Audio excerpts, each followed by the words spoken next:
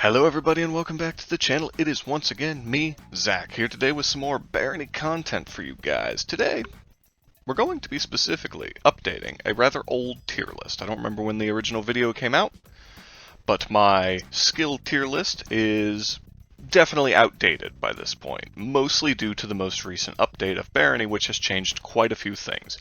We have two sizable alterations to make to the tier list, as well as one relatively minor change that's honestly more of an aesthetic change than anything. So let's get into it. We'll start with the small change to begin with, that being when I made the original tier list, I believe I explained this, but I could be wrong here. When I think of an average tier, I think of C tier.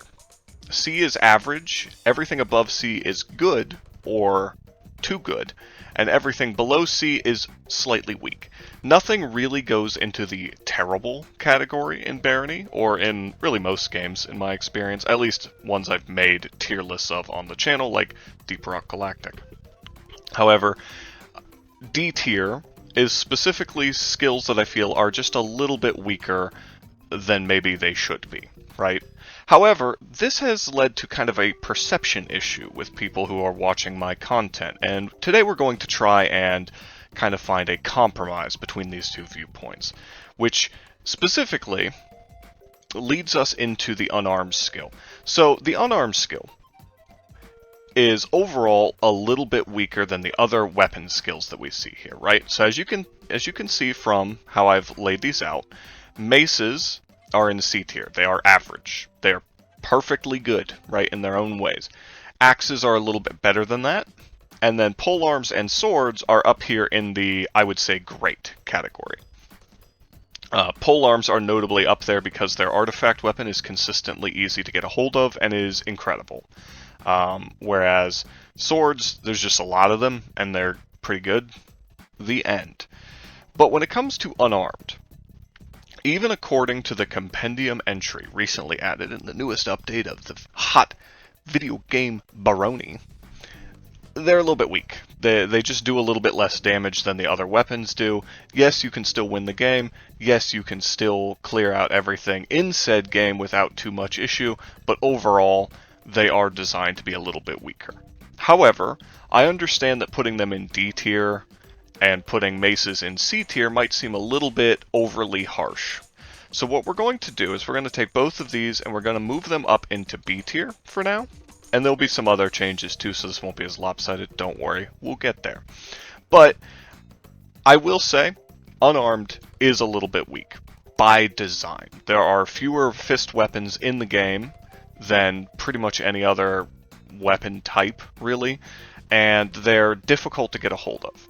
I will say, you can get a really good set of, spiked gauntlets, I think, in the Hamlet if you kill the Barbarian. I think they're usually +3 or 4, if I remember correctly. Which, obviously, even for an Incubus or a Succubus, you're going to get the benefits, you just won't be able to unequip them. But how often are you unequipping your gauntlets, right? Like, that doesn't come up very often. The other downside of unarmed that I'll note here, before we move on, is that unarmed fist weapons, what's the word? They compete for a slot with the artifact gauntlets, which are another artifact that you are pretty much guaranteed to get, right? And they are really powerful, giving you up to 50% resistance to magic, and being able to offset the weaknesses to magic that automatons and goatmen, as examples, start the game with. Goatmen especially have a 40% resistance to magic. Or 40% weakness to magic, sorry, my bad. The gauntlets, therefore, completely offset that. If you don't happen to find a ring, they are pretty much the only way to get that kind of resistance, other than, constantly drinking alcohol 24/7, which also might not be something that is super easy to do. On the other hand, if you're playing something like a Succubus that has 20% resistance, getting that extra resistance is really handy, especially when you go places like, say, the Hamlet, if you are not fully comfortable with kiting and dodging enemy spell attacks. Overall, though, as I believe I said in the original video, it's not like fist weapons are something you can't win the game with. You absolutely can. It's just, I think it's important you know they can be a little bit difficult when you go through the game. Maces are in something of a similar boat to an extent. They start off the game really powerful, but they fall off in the late game as things become more resistant to them. You can absolutely outscale these weapons without too much difficulty, or these resistances, I should say. You can outscale these without too much difficulty by the end game, at which point you've probably cracked the game in half over your knee, and you are an unstoppable god of destruction. But by that logic, none of the weapons matter because all of them are busted. Right? So overall, these two are a little bit weaker than the other three, but they are not unusably bad, and I'm moving them up out of D and C tier to make that very clear to everyone, because I have gotten multiple comments talking about these weapons, and, you know, I agree, they're very usable. Maces are my second favorite, generally, because I usually play mages, but part of the issue is also that there aren't a whole lot of classes that use maces compared to the other ones. It seems like everybody uses polearms, for God's sake. That being said, let's move on past the slightly weaker skills and kind of fiddle around with some of these other ones, move some other stuff around. The next one that we're going to move is blocking, and we're actually going to be moving blocking down to A tier. But while this seems like it's a bad thing, this is a great thing. Blocking has recently been heavily updated, and now it is much less atrocious. It will level a little bit slower in the early game. You can't really farm block on like one gnome that you bully into a corner as easily anymore. But the trade-offs for slightly slower leveling and some slightly weaker effects that I'll talk about in a second is that shields now last for an actual decent length of time, like a significantly longer time. They are much more durable, more robust, generally just better at lower levels while still being very, very strong at higher levels. That's why I'm not moving them below A tier because they are still incredible overall. However, the blocking skill did get nerfed in a way. It used to be that you would not gain any XP when using something like torches or lanterns or any offhand non-shield tool. You would not gain any XP past level 40 when blocking with those. They've changed that. Now you do get XP when blocking with anything, all the way to level 100. However, non-shield tools only provide a blocking bonus equivalent to level 40, no matter how high your actual blocking skill is. This means that you actually kind of need to use shields, a truly shocking statement, in order to block things effectively. This is a really healthy change for the game in general, but also specifically for the blocking skill, which has been sort of uninteresting for a pretty long time now. Very powerful, but just uninteresting. Now it feels a lot better. It feels a lot more like something that you would want to use, something that is, I don't know, relevant throughout the entire game instead of requiring you to get level 100 before you start using it. In our more recent streamed playthrough, my friend was playing, I think he was playing a warrior class specifically, but I think he has gone through, despite blocking every enemy consistently and often, I think he's only gone through like 1 or 2 shields all the way down through the swamp, which is pretty good, especially considering we do all the secret levels, and he was playing as the tank character, so pretty much every enemy he was blocking. And I will note here, for multiplayer players like myself, I mostly play multiplayer. Well, even that may not be true, because I play a lot of solo for the channel. Whatever. It's irrelevant. I play a lot of multiplayer as well. But for multiplayer tanks, this is your day, rise up. Because they changed it so that if something kills an enemy that you are blocking, you will now actually get XP for that, potentially. Everything is kind of, random for how skills work in Barony. You have a chance to get a level up more than anything.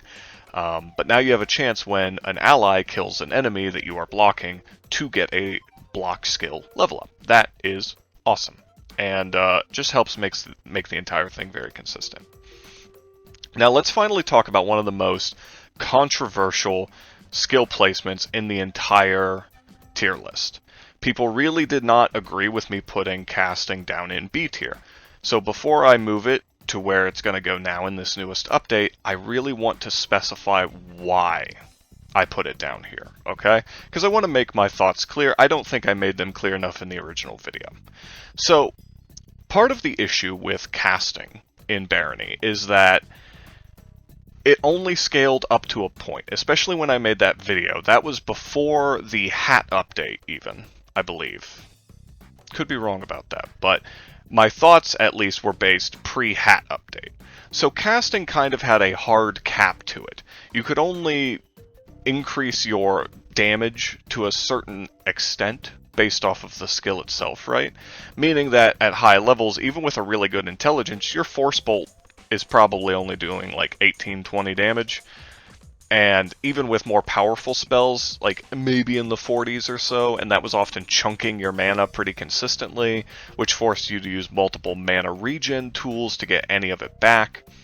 With the hat update, casting improved a little bit because you could get certain hats that would scale your casting power, such as the Mage's headdress or a couple of the circlets as well, that would not only give you skill, but also would provide you with a bonus that was more effective than intellect was, to an extent, right? Like the Mage's headdress can give you like a 15% base casting damage increase, and that is almost double what you would get from wearing the artifact helmet, right? Now the artifact helmet would also help your mana regen. We're not here to talk about that. The point is, casting did improve and got a little bit better. I still wouldn't put it much higher than B tier, because late game, unless you're playing an Incubus, most of the time the enemy resistances are so significant that the advantage to that late game combat that you have is not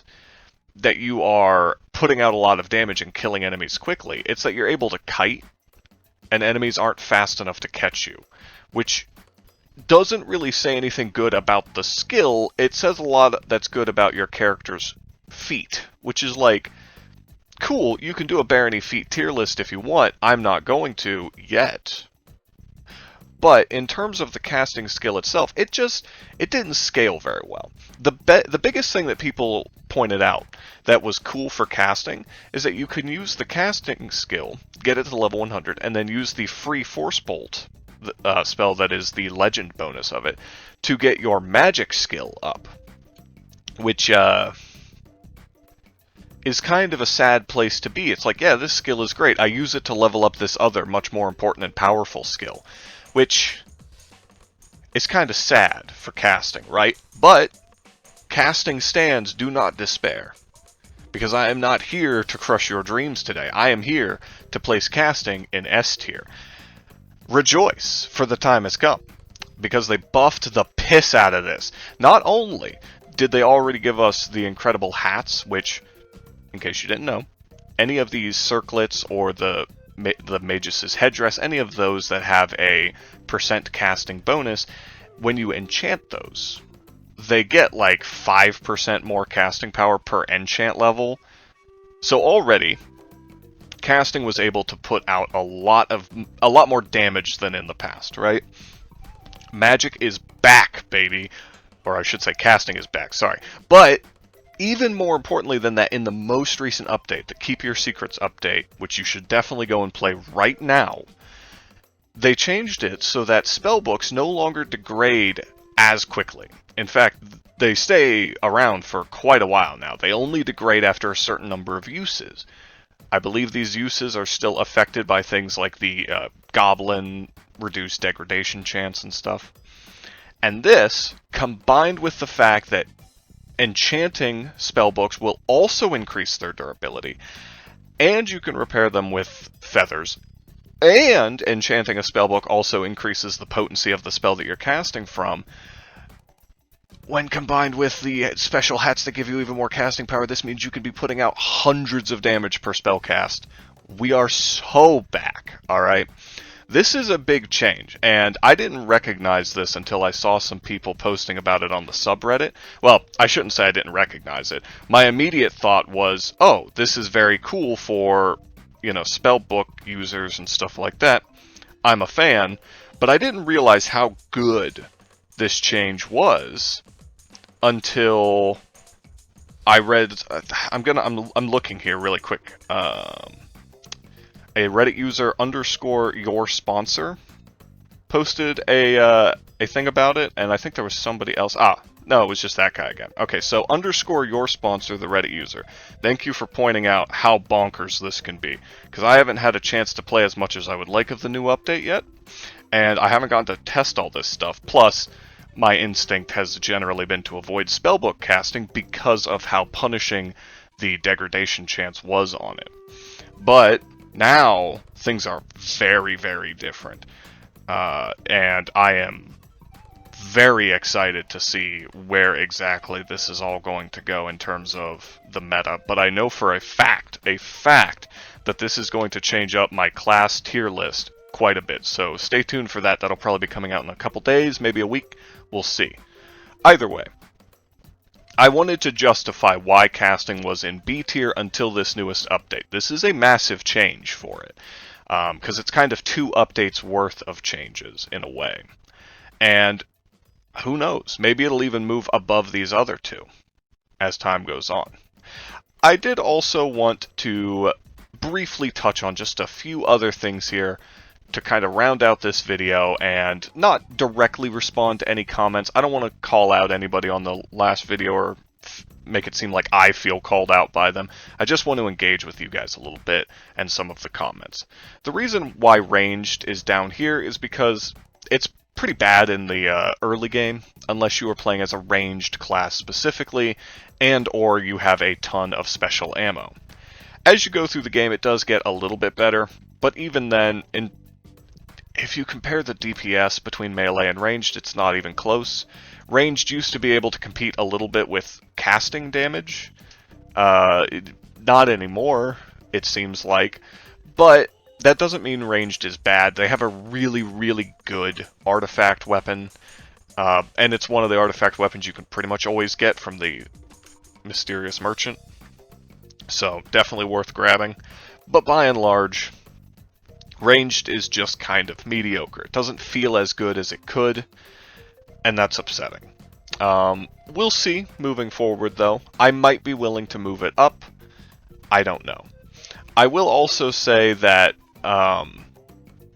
my knee-jerk response to seeing leadership in C tier is honestly to drop it a tier. I'm gonna sit on that one. I'm gonna think about that one some more. And the next time I update this tier list with my thoughts and feelings, maybe that one will move. But I think that my issue with leadership is tied directly to how powerful magic is. I honestly feel like magic deserves its own tier, a whole stage higher than S tier, because I still think Dominate is busted. I'll talk about that more because I am also planning on updating the spell tier list here in the next couple days, probably after the class tier list, and after, I don't know, maybe before the race tier. It's irrelevant. Don't worry about it. It'll come out soon. Either way, that's pretty much it. I don't think I'm going to be moving anything else this time. There weren't a lot of changes to the other skills overall. It was mostly just, the casting one and the block one. And I'm really happy to see block in a better spot, even if it makes blocking as a whole a little bit weaker. I think that's good. I do think that maybe some of these in S tier could be nerfed a little bit, but I don't really think so. Because, like, Appraise, how do you nerf Appraise? Appraise is just consistently good. Everybody's going to do Appraise at some point, that's why it's in S tier. So, whatever. Either way, thank you guys for watching, thanks for tuning in. It's kind of a short video because it's just a tier list update, and that'll probably be what the other ones are as well, most likely. However, if you would like me to kind of start the tier list over from scratch for the class, race, or spell tier list, let me know in the comments, and I will do that. I'm trying to keep this one a little bit shorter because I know some people prefer that, but I am willing to talk for hours about Barony if that's what you guys want to see and or hear. Either way, until next time, thanks for tuning in. Don't forget to like, comment, and subscribe. And also, if you have the extra cash laying around, become a member of the channel. Support us monetarily. We would really appreciate it. And until next time, peace.